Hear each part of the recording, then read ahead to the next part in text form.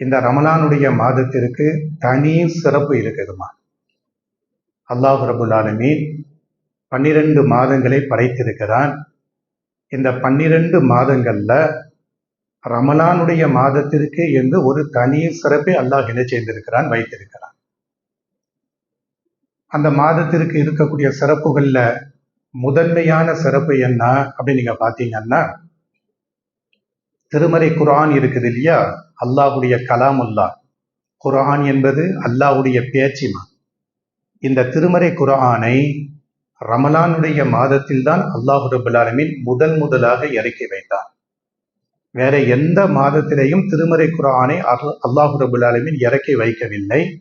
இந்த குர்ஆனை அல்லாஹ் முதலாக இறக்கி வைப்பதற்கு ரமலானுடைய மாதத்தை தான் அல்லாஹ் தேர்வு செஞ்சிருக்கிறான்.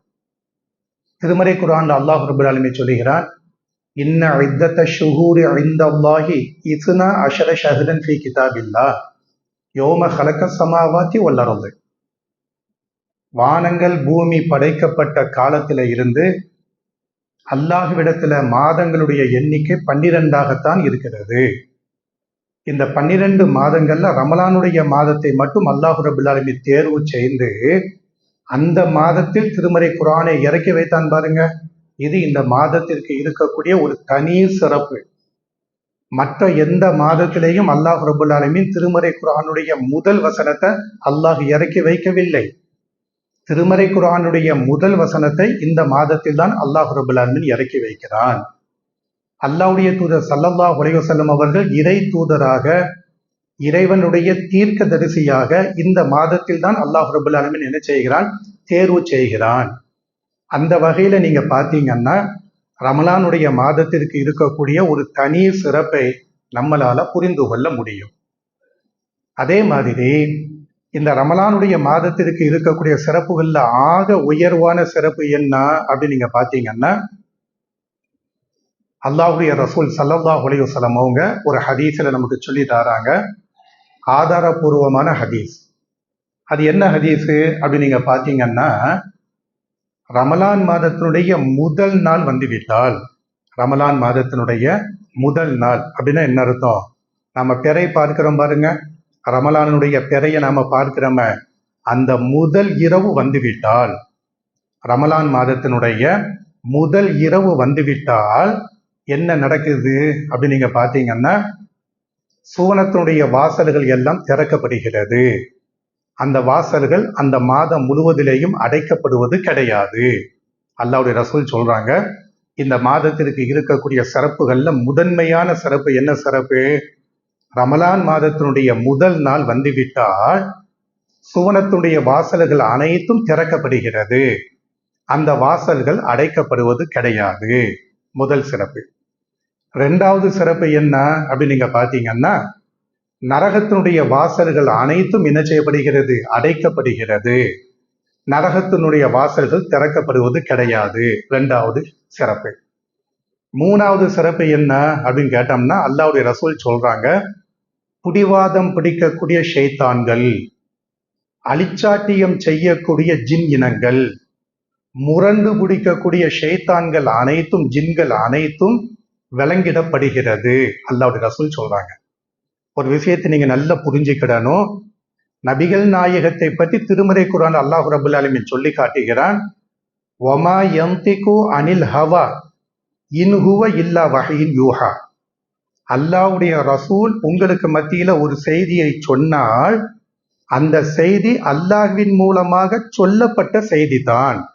அல்லாஹ்வுடைய ரசூல் உங்கள்கிட்ட ஒரு மெசேஜை கொடுக்குறாங்கன்னு வச்சுக்கிடுங்க. அந்த மெசேஜை நீங்க எப்படி பார்க்கணும், அந்த மெசேஜை நீங்க எப்படி உள்வாங்கணும் அப்படின்னு கேட்டோம்னா, ஒமா யந்திகு அனில் ஹவா, அல்லாஹ்வுடைய ரசூல் ஸல்லல்லாஹு அலைஹி வஸல்லம் அவங்க மனோ இச்சையின் பிரகாரம் பேசவே மாட்டார்கள். இன் ஹுவ இல்லா வஹீன் யூஹா, அல்லாஹ்வுடைய ரசூல் என்ன பேசினாலும் சரி வஹீயின் மூலமாகத்தான் பேசுவார்கள். திருமறை குர்ஆன்ல அல்லாஹ் ரப்பல் ஆலமீன் சொல்லுகிறார். அப்ப இந்த செய்திகள் சொல்றாங்க பாருங்க. எந்த செய்தி, ரமலானுடைய முதல் நாள் வந்துவிட்டால் சுவனத்தினுடைய வாசல்கள் எல்லாம் திறக்கப்படுகிறது, அந்த வாசல்கள் அடைக்கப்படுவது கிடையாது. நரகத்துடைய வாசல்கள் எல்லாம் அடைக்கப்படுகிறது, நரகத்துடைய வாசல்கள் திறக்கப்படுவது கிடையாது. புடிவாதம் பிடிக்கக்கூடிய ஷைத்தான்கள் அனைத்தும் விளங்கப்படுகிறதுன்னு சொல்லி போட்டு அல்லாஹ்வுடைய ரசூல் சொல்றாங்க பாருங்க. இது ஏதோ கதை சொன்ன மாதிரி நம்ம கையில் எடுக்கக்கூடாது. அல்லாஹ் இந்த மெசேஜை சொல்லுவதற்கு நபிகள் நாயகத்திற்கு கட்டளையிட்டு இருக்கிறான், வகியை அனுப்பி வைத்திருக்கிறான். அல்லாஹ்வுடைய ரசூல் என்ன செய்யறாங்க, நமக்கு அந்த செய்தியை சொல்லி தாராங்க. அல்லாஹ்வுடைய ரசூல் ஸல்லல்லாஹு அலைஹி வஸல்லம் அவங்க ரமலானுடைய சிறப்பை பற்றி அடுத்து சொல்றாங்க. ஒரு அழைப்பாளர் சப்தமிட்டு அழைக்கிறார். எப்படி அழைக்கிறார்? யா பாகிய அல் ஹைர் அக்ஸிரு அல் ஹைர, நன்மைகளை செய்யக்கூடியவர்களே. எப்படி கூப்பிடுறாங்க பாருங்க. ரமலானுடைய மாதத்தினுடைய முதல் இரவு வந்துவிட்டால் ஒரு அழைப்பு கொடுக்கப்படுகிறது. அந்த அழைப்பு எப்படி கொடுக்கப்படுகிறது? நன்மைகளை செய்யக்கூடிய மேன்மையான மக்களே, அதிகமாக நன்மைகளை செய்யுங்கள். அடுத்து வரக்கூடிய மாதம் என்ன மாதம்? ரமலானுடைய மாதம். அதிகமாக நன்மைகளை செய்யுங்க. தீமைகளை செய்யக்கூடியவர்களே, அந்த தீமைகளை விட்டு விலகி விடுங்கள் என்பதாக அல்லாஹ்வுடைய ரசூல் என்ன செய்யறாங்க, சொல்றாங்க. அப்ப இப்படி ஒரு அழைப்பாளர் உங்களுக்கு மத்தியில சப்தமிட்டு கூப்பிட்டு கொண்டிருக்கிறார். சொல்லிட்டு அடுத்து ரசூல் ஸல்லல்லாஹு அலைஹி வஸல்லம் சொல்றாங்க, ரமலானுடைய மாதத்துல ஒவ்வொரு இரவிலேயும் ஒவ்வொரு நாளிலேயும் நரகம் என்று யாருக்கெல்லாம் தீர்ப்பளிக்கப்பட இருக்கிறதோ அவர்கள் எல்லோரும் நரகத்தில இருந்து விடுதலை செய்யப்படுகிறார்கள் என்பதாக அல்லாஹ்வுடைய ரசூல் என்ன செய்யறாங்க, சொல்லி தாராங்க. அப்ப நாம புரிந்து கொள்ள வேண்டிய செய்தி என்னதுமா, இந்த மாதத்திற்கு என்று ஒரு தனி சிறப்பு இருக்கு. மற்ற மாதங்கள்ல சுவனத்துடைய வாசல்கள் திறக்கப்படுவது கிடையாது.